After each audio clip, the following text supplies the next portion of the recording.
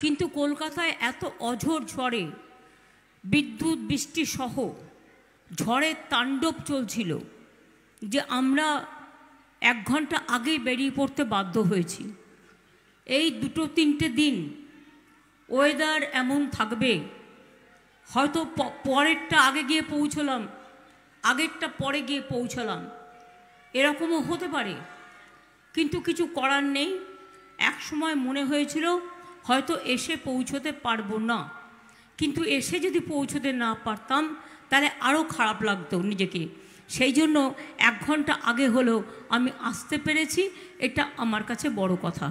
এরপরেও আমার যে সেকেন্ড মিটিং আছে, আমি যদি কেউ শোনে বা ইন্দ্রনীলকে বলবো কল্যাণকে অ্যালার্ট করতে যে আমরা বেরিয়ে যাব, তার কারণ হচ্ছে তা নাহলে আমি আর সেকেন্ড মিটিং ধরতে পারবো না। এক একটা জায়গা থেকে এক একটা জায়গার গুরুত্ব এত বেশি, এত দূরত্ব এত বেশি। আমার জেলা সভাপতি প্রিয় অরিন্দম গুই, তপন দাশগুপ্ত, অসীমা পাত্র, বেচারাম মান্না, অসিত মজুমদার, ডাক্তার রত্না দেনাগ, ইন্দ্রনীল সেন, আমার প্রিয় প্রার্থী রচনা ব্যানার্জি, এখানে জেলা পরিষদের সভাধিপতি থেকে শুরু করে রঞ্জন ধারা থেকে শুরু করে অনেকে আছেন, সমস্ত মিউনিসিপ্যালিটির চেয়ারম্যান আছেন, বাঁশবেড়িয়া, চুঁচুড়া, চন্দননগর, চুঁচুড়া মগরা ব্লক, বাঁশবেড়িয়া ব্লক, হুগলি জেলা স্টেট কমিটির, রাজ্য কমিটির, তৃণমূল, যুব কংগ্রেস, ছাত্র পরিষদ, মহিলা কংগ্রেস, ট্রেড ইউনিয়ন সবাই আছেন। আমি এই ডানলপের মাঠে আজকে নতুন নয়, আমি অনেকবার এসেছি। আমার এখনো মনে পড়ে ভদ্রেশ্বর জুট মিলের সেই ঘটনা। আমি নিজে একটা জীবন্ত, মনে রাখবেন, ডিকশনারি। তার কারণ এত ঘটনা আমার জীবনে ঘটেছে। ও আমাদের দলিত প্রধানও আছেন এখানে, প্রদীপ বাসা। আমার জীবনে এত ঘটনা ঘটেছে, আর এত ঘটনা ঘটে চলেছে, তা যদি আমি নথিবদ্ধ করি তাহলে যে কোনো বড় ডিকশনারি থেকে কম হবেন না। আপনারা জানেন, অনেকে খেয়াল করেন না, সম্ভবত আমার 135-36টা বই বেরিয়ে গেছে অলরেডি।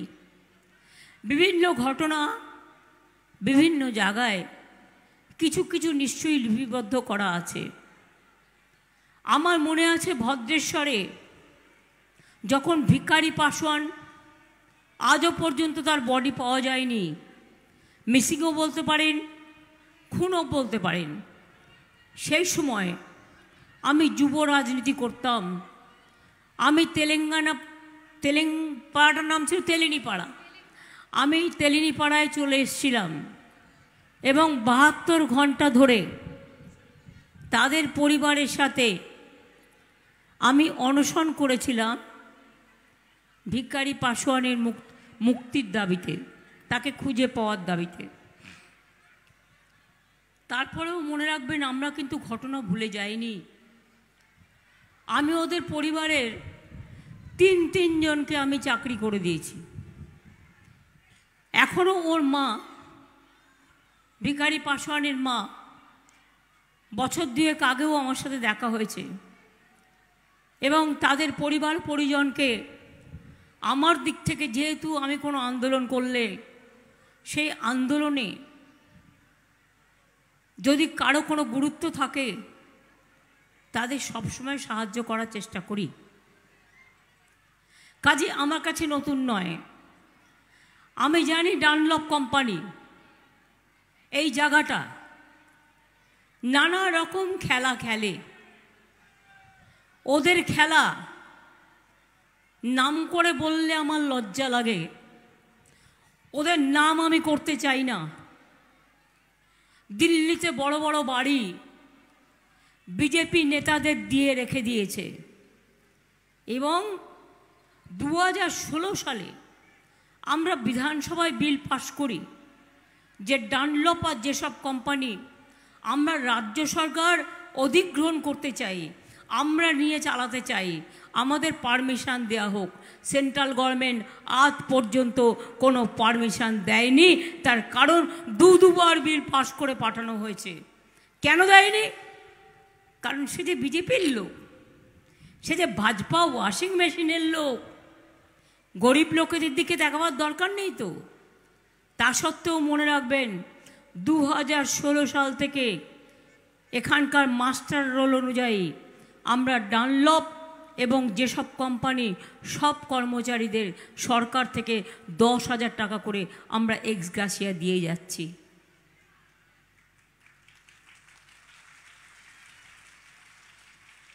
আমার এখনও যদি পারমিশন দেওয়া হয়, অধিগ্রহণটা দিল্লির আইন, আমার আইন হলে তো আমি একদিনেই করেই দাম। এবার পরিষ্কার বলছি, অধিগ্রহণও করতে দেবেন না, আর জায়গা বিক্রি করে দেবেন, যন্ত্রপাতি বিক্রি করে দেবেন, মাফিয়া চক্র চালাবেন, এটা হতে পারে না। যে কোনো একটা দিক মেনে নেওয়া দরকার।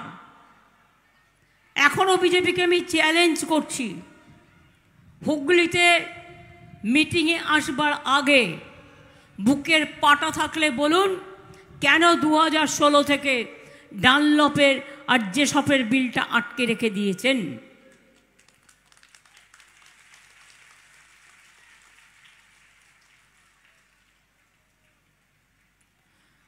প্রধানমন্ত্রী আসবেন, বড় বড় ভাষণ দেবেন, চলে যাবেন। টিভি তো খুলতেই পাচ্ছি না, কাগজ তো দেখতেই পাচ্ছি না, ইউটিউব তো খুলতেই পাচ্ছি না। কন্টিনিউয়াস হাজার হাজার কোটি টাকা ব্যয় করে, হাজার কোটি টাকা বললেও ভুল হবে, লক্ষ কোটি টাকা ব্যয় করে জনগণের পকেট লুট করে, ভদ্র ভাষায় বলতে হয়, লুঠেরা পার্টি বিজেপি শুধু নিজেদের আত্মপ্রচার করে চলছে। আমি যেই ওদের অ্যাড দেখি ততক্ষণের জন্য টিভিটা বন্ধ করে দিই, কারণ আমার মিথ্যে কথা শুনতে ভালো লাগে না। কি বলছে? ঘর ঘর মে জল পৌঁছা দেয়া পানি। আবার আমার নামে একটা মেয়েকে ডাকছে, লজ্জাও করে না আমার নামটা মুখে নিতে। বলছে চল চল ভোট দিয়ে আসি বিজেপিকে, কারণ মোদিজি জল পৌঁছে দিয়েছে। কাঁচা কলা পৌঁছেছে, মিথ্যে কথা। জল পৌঁছেছি আমরা। 1,75,00,000 লোকের মধ্যে 75 লক্ষ লোকের বাড়িতে জল পৌঁছেছি, আর 1 কোটি 1 বছরের মধ্যে পৌঁছবে।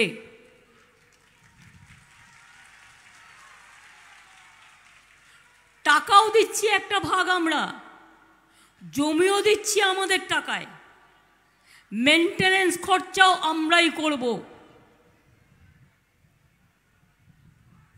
আমি কাগজটা রেখে এলাম, না তো দেখাতাম আপনাদের। ঘর ঘর মে জল পৌঁছনেকে বাদ দেওয়া হবে, না তো আপনাকে ট্যাক্স দিতে হবে। আমি বলেছি ট্যাক্স দেব না। মানুষ পানীয় জল খাবে, তাতেও ট্যাক্স। বলছে রাজ্য সরকার মেনটেনেন্স করবে, ট্যাক্স রাজ্য সরকার কালেকশন করবে। রাজ্য সরকার যেন ওদের চাকর বাকর বলবে। আর শুনলাম অনেক দিন ধরে আমার লড়াই চলছে, জলের আরেক নাম জীবন। অন্য জায়গায় অন্য রাজ্যে মনে রাখবেন জল টাকা দিয়ে কিনতে হয়, আর আমরা জল বিনা পয়সায় দিই। এর জন্য অনেক কিছু আমাদের উইথড্র করে নেয়, আমাদের টাকার ভাগ আমাদের দেয় না, তাও আমরা মাথা নত করি না। জলের মানুষ খাবে, তার জন্য টাকা দেবে। এটা ওদের নাম্বার 1 জল স্বপ্ন নিয়ে যেটা বলছে, মিথ্যে কথা। বাড়িতে কল লে আয়া, বল कॉल नहीं है, झूठा ले आया है, जुमला ले आया है, मोदी जुमला है। द्वितीय कथा बोली, आप लोग क्या बांग्ला समझते हैं ना हिंदी समझते हैं? दोनों ही समझते हैं। এবার দেখুন, এবার হচ্ছে কি বলছে, ঘর ঘর মে বিনা পয়সায় বিদ্যুৎ দেবে। আপনাদের নাকি কোনো বিল দিতে হয় না। বিদ্যুতের বিল দেন কি দেন না? এই যে ইলেকশনের আগে মিথ্যে কথা বলছে, একটা বাচ্চা ছেলে যদি অন্যায় করে দুটো থাপ্পড় মারা যায়, আর প্রধানমন্ত্রী যদি মিথ্যে কথা বলে তবে তাকে কি করতে হয়? ভোটের দিনেও ভোটটা ওর উল্টে দিতে হয়, জোড়া ফুলে ভোট দিতে হয়। বলছে বাড়ি বাড়ি গ্যাস দিচ্ছে বিনা পয়সায়। গ্যাস পেয়েছেন বিনা পয়সায়? সব পেয়েছেন? তাহলে ওই যে অ্যাডভার্টাইজমেন্ট দেখাচ্ছে বিনা পয়সায় গ্যাস দিয়েছে, বলে 1000 টাকা গ্যাসের দাম, আরও 200 টাকা আরও বাড়িয়েছিল।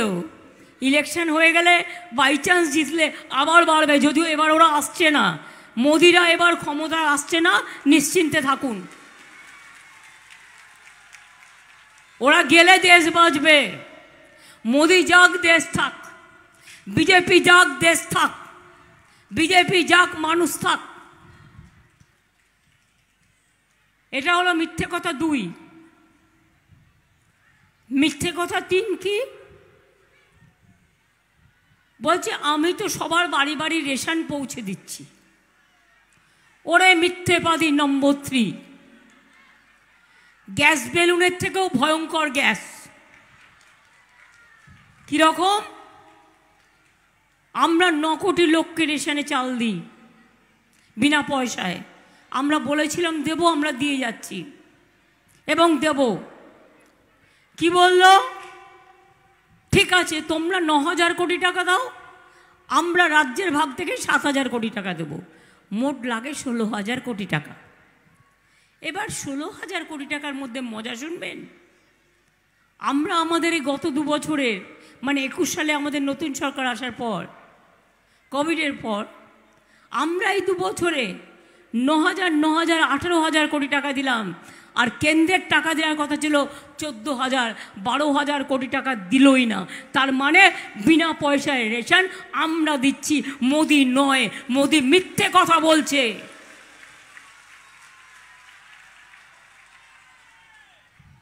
এত মিথ্যে কথা বলে ভোটে জেতা যায়? এত মিথ্যে!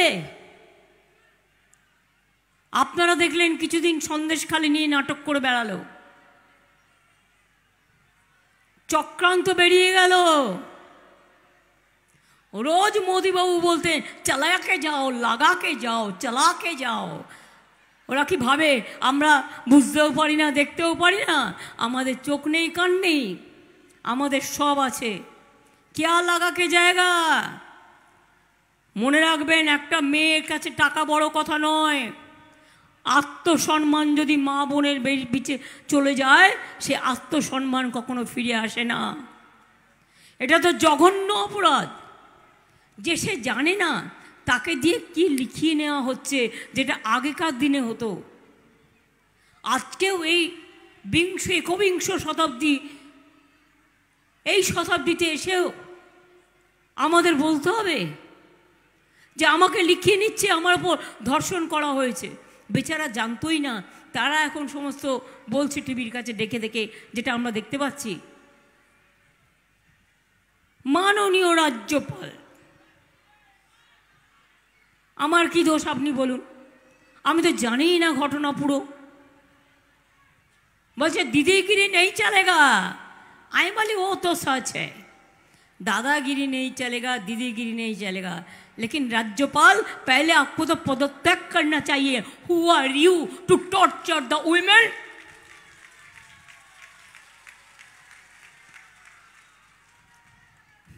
কালকে নাকি প্রেসকে ডেকেছিল আপনাদের, এডিট করে কিছু ভিডিও দেখিয়েছে।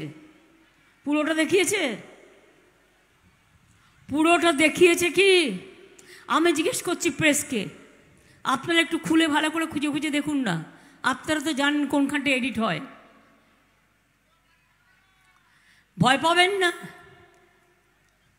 কপিটা আমার কাছে আছে, আমি পেয়েছি এক জায়গা থেকে। কোন একটি প্রেসই আমায় দিয়েছে। যেটা এডিট করেছেন সেটাও আমার কাছে আছে। এখনো তো সব বেরোয়নি। আর একটা ভিডিও আমি পেলাম, পেন ড্রাইভ, আরও কীর্তি কেলেঙ্কারি, কীর্তির পর কীর্তি, কেলেঙ্কারির পর কেলেঙ্কারি। বাবারে, আমাকে এখন রাজভবনে ডাকলে আমি আর যাব না, রাজভবনে আমি আর যাচ্ছি না ভাই। আমাকে রাস্তায় ডাকলে যাব, রাজ্যপালের কথা বলতে হলে আমাকে রাস্তায় ডাকবেন, আমি রাস্তায় গিয়ে দেখা করে আসব। কিন্তু যা কীর্তি কেলেঙ্কারি শুনছি, আপনার পাশে বসাটাও পাপ। একটা পলিটিক্যাল পার্টি এরকম হয়? কোনোদিন শুনেছেন কেউ? তার আবার সেই চোরের মায়ের আবার বড় বড় গলা, শূন্য কলসি, বড্ড বাজে বেশি। যারা চোর হয় না, চোরের মায়ের বড় বড় গলা হয়। পকেটমার জানেন তো? পকেটমারি করে করে নিজে বাঁচবার জন্য নিজেই আগে পকেটমার বলে চিৎকার করে, যাতে অন্য পকেটমার, যাতে নিজে পালিয়ে যেতে পারে।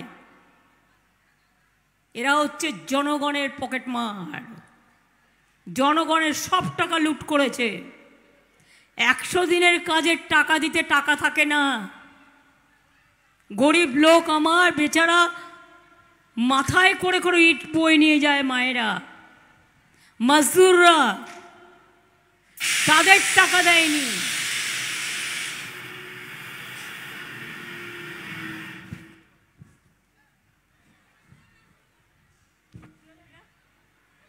এটা কি হলো?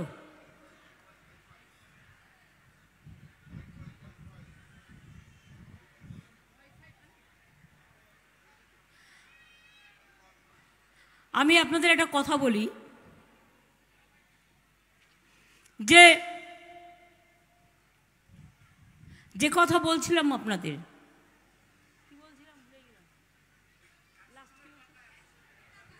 না রেশনের টাকা তো বলে দিয়েছি, 100 দিনের গরিব লোকেদের টাকা দিল না 3 বছর। 100 দিনের কাজে আমরা কিন্তু প্রথম হয়েছিলাম পর পর 5 বছর। বাংলার বাড়ি প্রকল্পে পর পর 5 বার আমরা প্রথম হয়েছে, এটা ইন্ডিয়া গভর্নমেন্ট সার্টিফিকেট দিয়ে বলেছে। রাস্তাশ্রী গ্রামীণ রাস্তায় আমরা প্রথম হয়েছিলাম 5 বার।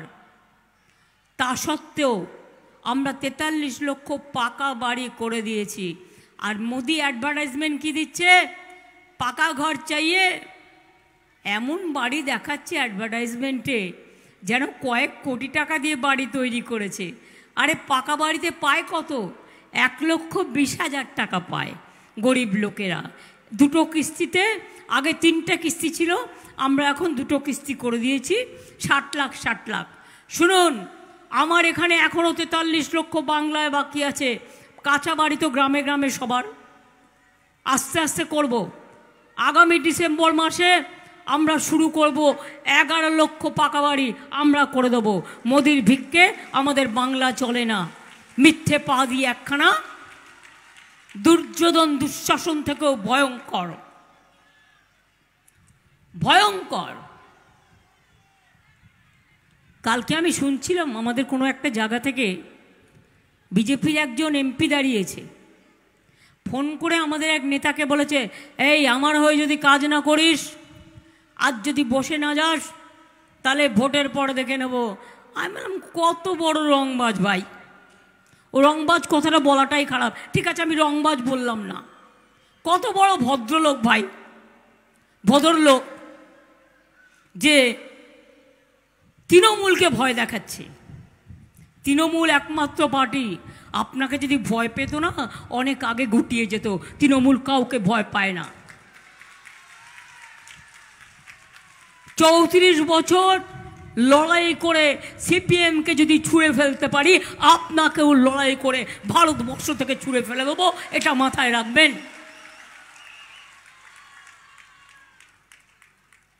100 দিনের যারা জব কার্ড হোল্ডার, তাদের জন্য আমরা পরিকল্পনা করছি, কর্মশ্রী করে দিচ্ছি।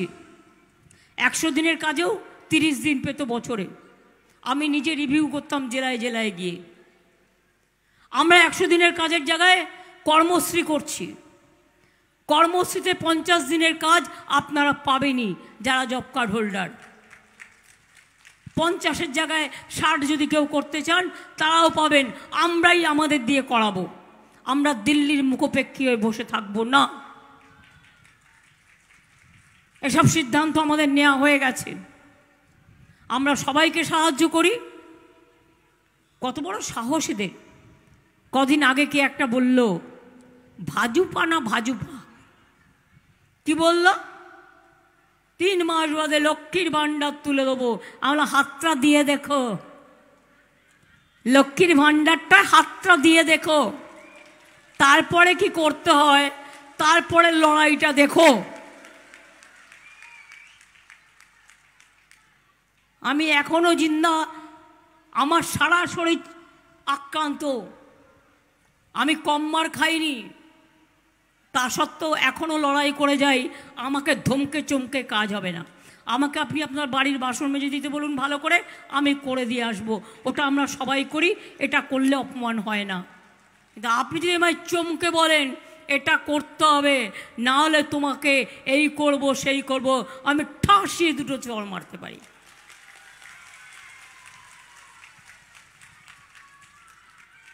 আমি ঘরেও শাসন করতে পারি, বাইরেও শাসন করতে পারি। এবং তাই মনে রাখবেন, চুচুড়া সিট রচনা দিদি নাম্বার 1 করে এত পপুলার, ও তো দাঁড়াতেই চাইছিল না। আমি ওকে একদিন বললাম, আরে রচনা চলো না, চুচুড়ায় দাঁড়াও না। বললো, দিদি আমি কোনোদিনও রাজনীতি করিনি, আমি কিছু বুঝি না। আমরা তোমায় কিচ্ছু বোঝবার দরকার নেই। আমরা কেউই বুঝতাম না, মানুষের কাজ করব বলেই আশা। সবই কি খারাপ হয়? একজন দুজন দুষ্টু হতে পারে, কিন্তু মিষ্টিও তো অনেক আছে। একজন দুষ্টুর জন্য সবার কেন খারাপ হবে? তাই রচনাকে আমি বোঝালাম যে তুমি আসবে, তুমি কাজ করবে, বরঞ্চ তোমার সুবিধে হবে। তুমি দিদি নাম্বার 1-এ আরও অনেক কিছু, আরও অনেক গ্রামের লোককে যারা সত্যি দেখো কিভাবে মাটির বাসন বানায়, ডোকরা বানায়, মাটির পুতুল বানায়, তারা শাড়ি বোনে, তারা তাঁত বোনে, তারা ধান বোনে, তারা কি না করে, দেখবে অনেক মা বোনেদের অনেক কাজ দেখতে পাবে। তারপরে রচনাকে শেষ পর্যন্ত রাজি করালাম। তো রাজি যখন করালাম, তখন আপনারা কি ওকে ভোটটা দেবেন না? আমি কিন্তু অনেক আশা নিয়ে ভোট ওকে দাঁড় করিয়েছি। আর আমি শুনছি আদি সপ্তগ্রামে একটু বিজেপি বেশি বাড়াবাড়ি লাফালাফি করছে আর সিপিএম। সেই জন্য আমি নিজে এসেছি আপনাদের কাছে আবেদন করে বলতে, ভোটটা কিন্তু রচনা জিতে রচনা তৈরি করবে। আর 2 জেনে রাখুন, বিনা পয়সায় রেশন পাচ্ছিলেন, পাবেন। কর্মশ্রী জব কার্ড হোল্ডারদের চলবে। স্বাস্থ্যসাথী কার্ড পাচ্ছিলেন, পাবেন। স্মার্ট কার্ড পাচ্ছিলেন, পাবেন। সামাজিক সুরক্ষা পাচ্ছিলেন, পাবেন। শ্রমিকরা মাসে 10,000 টাকা করে যতক্ষণ খোলা না হচ্ছে পাচ্ছিলেন, পাবেন। আর লক্ষ্মীর ভাণ্ডার আগে ছিল 60 বছর পর্যন্ত, এখন আমরা করে দিয়েছি সারা জীবন।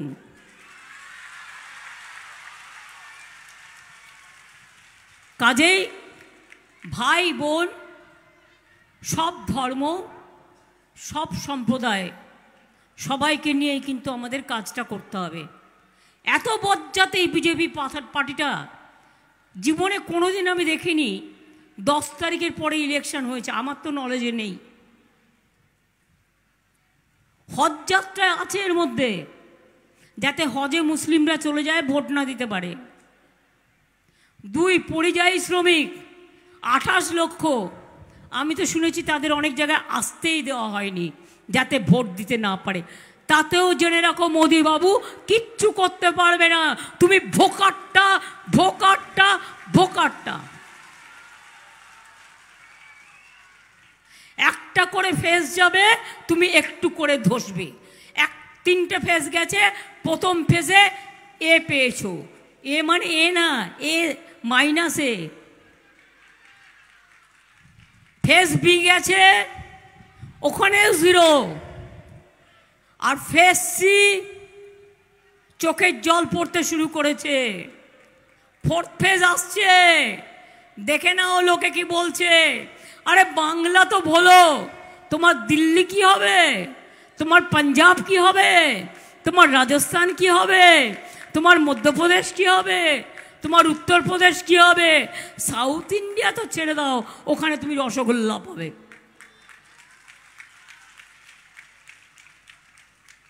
নর্থ ইস্টার্ন তো একটাও হবে না। তো গভর্নমেন্টটা তুমি করবে কোত্থেকে? ইসবার 400 পার। আমি বলি ইসবার এপার ওপার, পগার পার। তাহলে আপনাদের এখানে অনেক কাজ হয়েছে, নতুন করে বলার কিছু নেই। এখানে ব্যান্ডেল চার্চ আছে হুগলি জেলায়, ফুরফুরা শরীফ আছে, মায়েশের রথ আছে, কত কি আছে, মাসির বাড়ি আছে। আমরা আরেকটা জগন্নাথ মন্দির করছি জানেন তো, সেটা হচ্ছে দীঘায়, একদম পুরীর সমুদ্র মন্দিরের উচ্চতায়, সেম উচ্চতায় তৈরি করছি। পারলে গিয়ে দেখে আসবেন আমরা কি করতে পারি। যত ইম্পর্টেন্ট সতীস্থান থেকে শুরু করে, কালীঘাট মন্দির থেকে শুরু করে, দক্ষিণেশ্বর থেকে শুরু করে সব আমরা করে দিয়েছি। আমরা মাঝি থান, জায়ের থান পাট্টা দিয়েছি, আমরা উদ্বাস্তুদের পাট্টা দিচ্ছি। আমার রাজ্যে কেউ উদ্বাস্তু বলে কেউ নয়, সবাই চিরস্থায়ী ঠিকানা পেয়ে যাবেন, এটা মাথায় রাখবেন। দিতে যায় একটু সময় লাগে কাগজ কলমের জন্য, কিন্তু সবাই পাট্টা পাবেন প্রত্যেকে। তাহলে কি হলো? খেলা হবে, খেলা হবে, খেলা হবে মা বোনেরা। হাতা ঝর্নার খেলা হবে, হাড়ি কড়াইয়ের খেলা হবে।